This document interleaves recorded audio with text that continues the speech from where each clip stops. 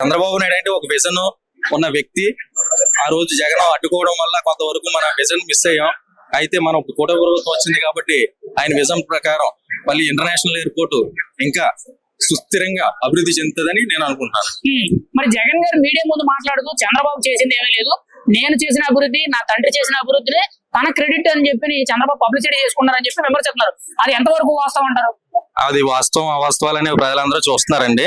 చూశారు కాబట్టి 2024 సంవత్సరంలో జగన్ కి బుద్ధి చెప్పాలనే ఉద్దేశంతో ఎలా చెప్పాలో ఒక ప్రతి పౌరుడు ప్రతి ఓటరు సమాధానం ఇచ్చాడు.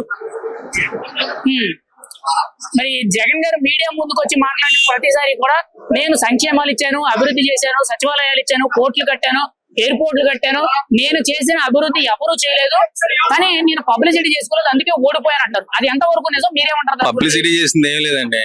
సొంత తల్లిని సొంత చెల్లిని సరిగా చూసుకుని రాష్ట్ర ప్రజలను ఏం చూస్తాడు? ఆయన కట్టించిన సచివాలయాలు అవునండి తన పేరు కోసం కట్టించాడు తప్ప ప్రజలకు ఏ విధమైన అభివృద్ధి అతను చేయలేదు. ప్రజలకు ఉపయోగపడే విషయాల్లో ఆయన ఏ ఒక్క రాడు గాని, ఒక సిమెంట్ గాని, ఒక ఇసుక గాని పేర్చలేదు.